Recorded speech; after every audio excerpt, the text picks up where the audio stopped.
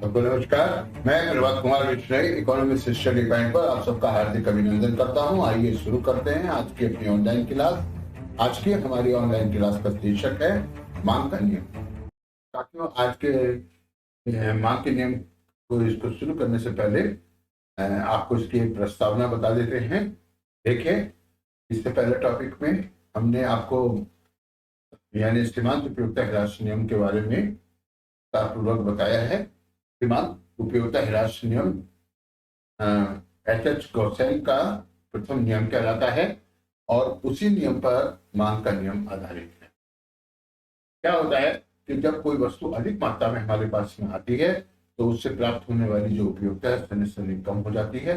अतः जो है हम वस्तु की अधिक मात्रा को तभी क्रय करना चाहते हैं जब उसकी कीमत कम की जाए। यही कारण है कि हम कम कीमत पर वस्तु की अधिक मात्रा खरीदते हैं और अधिक कीमत पर वस्तु की कम मात्रा खरीदते हैं। मांग का नियम एक आधारभूत नियम है और यदि तोते को प्रत्येक आर्थिक समस्या के प्रश्न के उत्तर में मांग और पूर्ति कहना सिखा दिया जाए तो वो एक अच्छा अर्थशास्त्री बन जाता है। आपको समझ आया मैंने क्या बोला? मैंने बोला कि अगर तोते को प्रत्येक आर्थिक समस्या के प्रश्न के उत्तर में यदि हम मांग और पूर्ति कहना सिखा दें तो वो एक अच्छा अर्थशास्त्री साबित होगा। कि जैसे निर्धनता है, क्यों है? ठीक है, मांग और पूर्ति। अगर पूछे बेरोजगारी क्यों है, मांग और पूर्ति। मूल्यों में वृद्धि क्यों होती है, मांग और पूर्ति। देखे ना, मूल्यों में वृद्धि क्यों होती है, मांग और पूर्ति। मुद्रा की मांग और मुद्रा की पूर्ति। मुद्रा की पूर्ति यदि मुद्रा की मांग से ज्यादा होगी तो क्या होगा? मटेरियल ऊंची हो जाएगी, महंगाई आ जाएगी, है ना। और बेरोजगारी, श्रमिकों की मांग श्रमिकों की पूर्ति, अर्थात श्रमिकों की मांग जो है कम है और पूर्ति ज्यादा है। बेरोजगारी, मांग और पूर्ति तो बहुत ही महत्वपूर्ण है। तो यहां पर आपको ये बात समझ लेनी चाहिए कि मांग का नियम एक प्रवृत्ति का द्योतक है जो ये बताता है कि यदि वस्तु का मूल्य बढ़ेगा तो मांग कम हो जाएगी और यदि वस्तु का मूल्य कम होगा तो मांग बढ़ जाएगी, जबकि अन्य बातें समान रहेंगी। बात समझ में आ गई होगी आपके?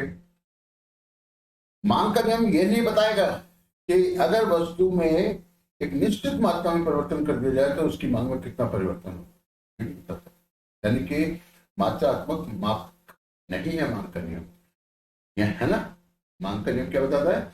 यदि वस्तु का मूल्य बढ़ता है तो मांग कम हो जाती है और यदि वस्तु का मूल्य कम होता है तो मांग बढ़ जाती है। आइए अब मांग की नियम की कुछ परिभाषाओं पर विचार करें। सबसे पहली परिभाषा प्रोफेसर मार्शल की है। प्रोफेसर मार्शल के शब्दों में, यदि बाजार में बिक्री हेतु वस्तु की अधिक मात्रा प्रस्तुत की जाए तो उसे मूल्य कम करके ही बेचा जा सकता है ताकि उसके लिए खरीदार मिल सके, क्योंकि उपभोक्ता कम मूल्य पर वस्तु की अधिक मांग करते हैं और अधिक मूल्य पर वस्तु की कम मांग करते हैं।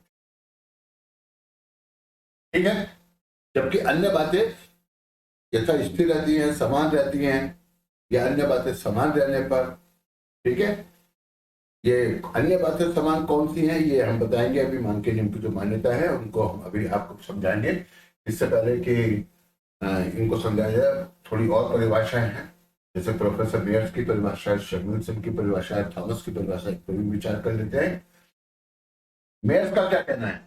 मेयर्स ने कहा है कि मांग की समान परिस्थितियों के अंतर्गत किसी वस्तु की खरीदी जाने वाली मात्रा में कीमत के विपरीत दिशा में परिवर्तन होने की प्रवृत्ति पाई जाती है। मांग की समान परिस्थितियों के अंतर्गत किसी वस्तु की खरीदी जाने वाली मात्रा में कीमत के विपरीत दिशा में परिवर्तन होने की प्रवृत्ति पाई जाती है। यह मेयर्स की परिभाषा है, इसको भी आप जरूर याद करिए ढंग के साथ में। तो तीसरी जो परिभाषा हमने यहाँ लिखी हुई है वो है प्रोफेसर सैमुअलसन की परिभाषा। सैमुअलसन ने मांग के नियम को परिभाषित करते हुए लिखा है, जब किसी वस्तु की कीमत ऊंची कर दी जाए अन्य बातें समान रहने पर, तो उस वस्तु की मांग कम हो जाएगी, लोग कम कीमत पर अधिक खरीदेंगे और अधिक कीमत पर कम खरीदेंगे। याद करिए। इसके बाद है प्रोफेसर थॉमस की परिभाषा। प्रोफेसर थॉमस ने क्या कहा है, एक विशिष्ट समय पर किसी वस्तु या सेवा की मांग प्रचलित कीमत पर उससे अधिक होगी, प्रचलित कीमत पर जो कि वर्तमान में है, प्रचलित कीमत पर उससे अधिक होगी जितनी कि उससे ऊंची कीमत पर, और कीमत पर तथा उससे कम होगी जिससे कि उससे नीची कीमत पर। जैसे यहां देखिए 8 रुपए मूल्य है और प्रचलित मूल्य 10 रुपए है और ये 12 रुपए है। तो अब मांग की बात कर लेते हैं। ये तो मूल्य हो गया। अब अगर हम मांग को देखें, मांग की इकाइयां, तो वो है 15, फिर है 10 और फिर है 5। ठीक है। अब ये क्या कह रहे हैं, क्या कह रहे हैं थॉमस कह रहा है एक विशिष्ट समय पर किसी वस्तु या सेवा की मांग प्रचलित कीमत पर, प्रचलित कीमत मान लीजिए 10 रुपए, प्रचलित कीमत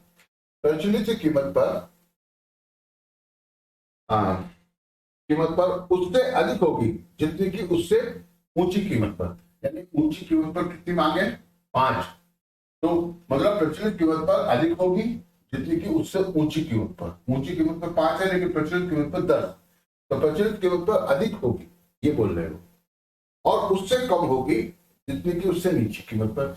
यानी उससे नीची कीमत से जो मांग की इकाइयां हैं कितनी है, 15, तो ये कह रहे हैं कि उससे नीची कीमत से कम होगी। यानी 10 इकाई है, यानी 10 जो है निचली कीमत से कम होगी। निचली कीमत कितनी है, 8 वाले 15 है ना, जो कि 10 से अधिक है, फिर उससे नीची कीमत पर अधिक होगी, ऐसा बोल रहे। थोड़ा सा बस समझाने का ढंग है। परिभाषा वही है कि जब मूल्य कम होगा तो मांग अधिक होगी और जब मूल्य अधिक होगा तो मांग कम होगी। केवल कहने के ढंग में अंतर है। थोड़ा सा दिमाग पर जोर डालिए, हो जाएगा। तो ये परिभाषा थी मांग के नियम। मांग के नियम की विशेषताएं क्या है? तो मांग के नियम की पहली विशेषता, अन्य बातें समान रहने पर ही मांग का नियम क्रियाशील होता है। यानी इस नियम की कुछ मान्यताएं हैं, कुछ शर्तें हैं, उन शर्तों का पालन किया जाना जरूरी है। अगर वो मान्यताएं सही मानी जाएंगी तभी मांग का नियम क्रियाशील होगा, अन्यथा नहीं। ठीक है, पहली बात। दूसरी बात, मूल्य और मांग में विपरीत संबंध का पाया जाना। मांग का नियम यानी ये बताता है कि किसी वस्तु की कीमत और उसकी मांग की मात्रा में विपरीत दिशा में परिवर्तन होता है, अर्थात विपरीत संबंध पाया जाता है। देखिए, मैं इसको एक उदाहरण के द्वारा आपको बता रहा हूँ। आपने किसी पार्क में कभी गए होंगे तो वहां देखा होगा एक होता है झूला जिसको हम कहते हैं शीशा। वो कैसा होता है, जरा यहाँ देखिए।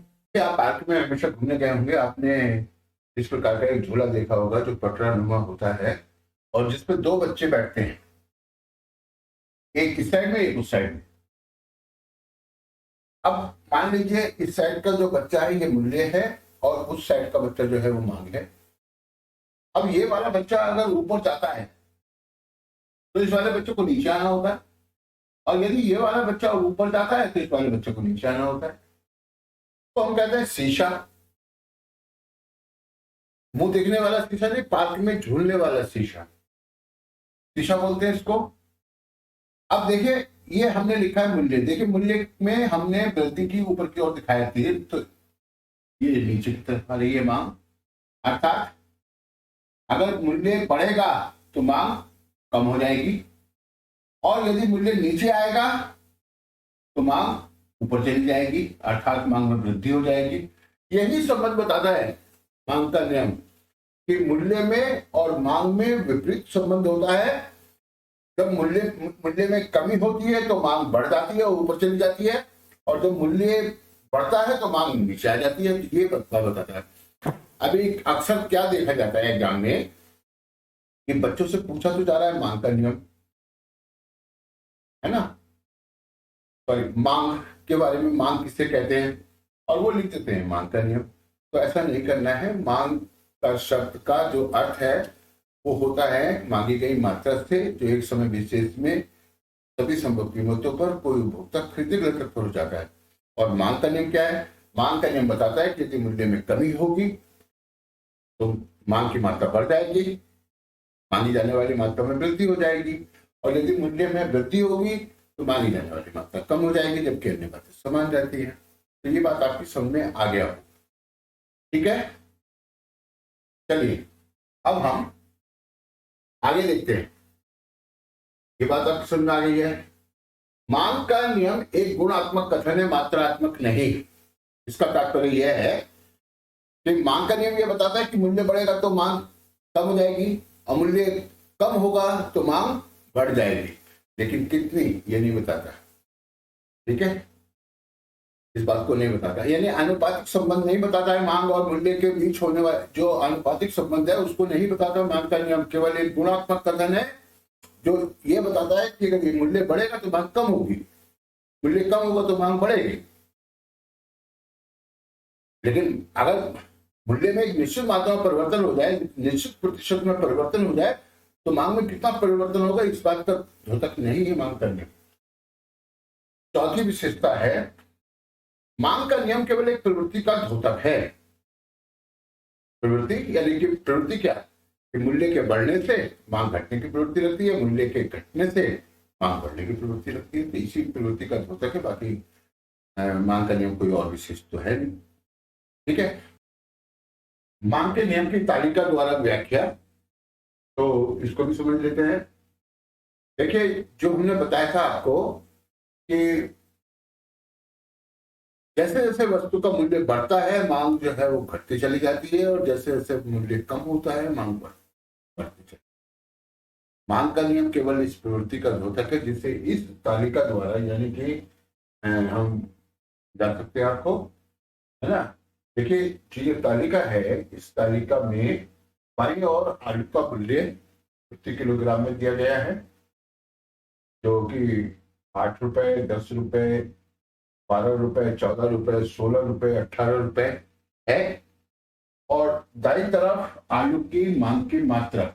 मान लीजिए कोई व्यक्ति है ए है, तो ए व्यक्ति की आलू की मांग की मात्रा को किलोग्राम में दिखाया गया है।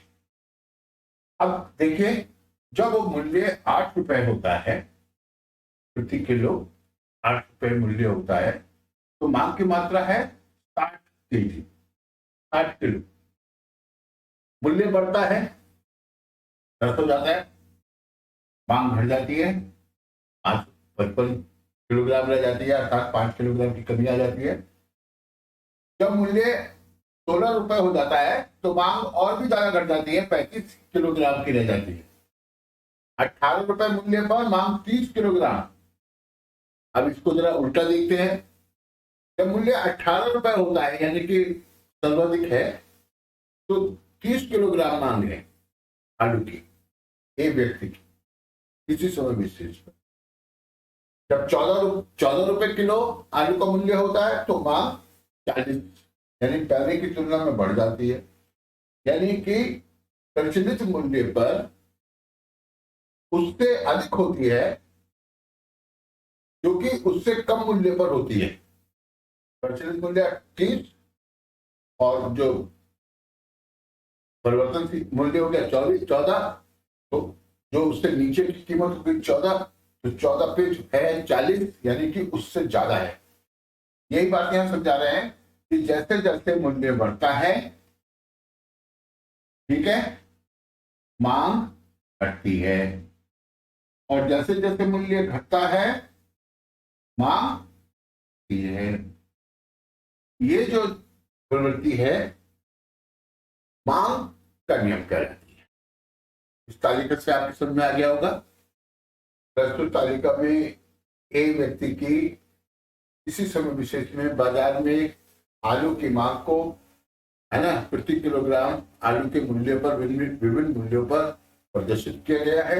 जब वस्तु का मूल्य 8 रुपए होता है तो ए व्यक्ति की मांग 60 किलो, जैसे मूल्य बढ़ता है 10 और 12 हो जाता है तो व्यक्ति की जो मांग है घटकर 55 और 45 हो जाती है। इसी प्रकार जब मूल्य 14, 16 और 18 होता है तो मांग में और भी कमी होती है, मांग 40 किलो, 35 किलो, 30 किलो रह जाती है। यानी कि मूल्य के बढ़ने से मांग कम हो जाती है। और जब मूल्य कम होता है, 18 से घट के 14 हो जाता है, मांग 30 किलोग्राम से बढ़कर 40 किलोग्राम हो जाती है। इसी क्रम में यदि मूल्य घटकर 8 रुपए रह जाए तो मांग 60 किलो जाती है। यानी कि मूल्य के कम होने पर मांग बढ़ जाती है। तालिका द्वारा ये बात स्पष्ट हो चुकी है। अब इसे रेखा चित्र के द्वारा हम समझाएंगे। देखिए, यहाँ पर इसी तालिका के अनुसार हमने एक रेखा चित्र बनाया है जिसमें ओ एक्स अक्ष पर, इसी तरीके से आपको एग्जाम में लिखना है, प्रस्तुत रेखा चित्र में ओ एक्स अक्ष पर आलू की मांग किलोग्राम में प्रदर्शित की गई है तथा ओ वाई अक्ष पर आलू का मूल्य प्रति किलोग्राम रुपयों में प्रदर्शित किया गया है। देखिए, यानी विभिन्न मूल्यों पर मांगी गई मात्राओं के बिंदुओं को ज्ञात करके उनको मिला दिया गया है। जैसे 8 रुपए मूल्य पर मांग की मात्रा है 60 किलोग्राम, ये बिंदु हमने ले लिया यहाँ पे, इस तरीके से बिंदु लगा लिया। 10 और 12 पर 55 और 45 है, तो 55 और 45, 10 रुपए और 12 रुपए पर। 14 रुपए मूल्य पर 40 है, तो ये 14 रुपए मूल्य पर 40 है। ठीक है, ये 14 रुपए मूल्य और ये 40 किलोग्राम मांग। ठीक है, इसी प्रकार जब मूल्य 16 होता है तो मांग कितनी रह जाती है? 35 किलोग्राम। और जब मूल्य 18 होता है तो मांग रह जाती है 30 किलोग्राम। तो ये सारे बिंदु हमने ज्ञात कर लिए और इन बिंदुओं को मिला दिया। तो यानी जो बिंदु थे A B C D E, इन सबको जो मिला देंगे तो हमें क्या प्राप्त हो जाएगा? मांग वक्र। ठीक है, मांग वक्र। और मांग वक्र भी बता रहा है कि ये मांग वक्र जो है बाएं से दाएं की ओर, नीचे की ओर गिरता हुआ है। अर्थात जैसे जैसे मूल्य कम होता है मांग बढ़ती जाती है और जैसे जैसे मूल्य बढ़ता है मांग कम होती चली जाती है। तो ये जो रेखा चित्र है ये भी मांग के नियम की पुष्टि कर रहा है। ठीक है, इसको ऐसे ही एग्जाम में लिखना है। जहां तक मांग के नियम की व्याख्या कीजिए तो ये यहाँ पर स्पष्ट हो चुका है। यानी हमने तालिका के द्वारा, रेखा चित्र के द्वारा मांग के नियम की विशेषताएं, मांग के नियम की परिभाषाएं, मांग के नियम की भूमिका क्लियर करके आपको समझा दिया है। मांग के नियम की कुछ मान्यताएं या शर्तें होती हैं, जैसा कि आपने परिभाषाओं में भी देखा है। मार्शल ने जो परिभाषा दी है या अन्य किसी अर्थशास्त्र की जो परिभाषाएं आपको बताई हैं, जैमिल्सन, थॉमस, मेयर इत्यादि, तो सभी ने अन्य बातें समान रहने पर, ठीक है, शब्द का प्रयोग किया है। अन्य बातें समान रहने पर मांग का नियम क्रियाशील होता है। अर्थात इसका अभिप्राय यह है कि कुछ शर्तें हैं इस नियम की, यदि वो शर्तें पूरी होंगी तो ये नियम क्रियाशील होगा, अन्यथा नियम क्रियाशील नहीं। तो इस नियम की कौन कौन सी प्रमुख मान्यताएं हैं, आइए उसको चर्चा करते हैं। पहले जो है उपभोक्ता की रुचियों में, प्राथमिकताओं में कोई परिवर्तन नहीं होता है ना, विवेचन काल में ऐसा माना जाता है। ठीक है, दूसरा है उपभोक्ता की आय में कोई परिवर्तन नहीं होता। आय में परिवर्तन का मतलब ये है कि अगर उपभोक्ता की आय बढ़ेगी तो वो बढ़ी हुई कीमत पर भी वस्तु की अधिक मांग करेगा। मतलब यहाँ पे इसको मान लिया गया, स्थिर मान लिया गया आय को। संबंधित वस्तुओं के मूल्य में कोई परिवर्तन नहीं होता।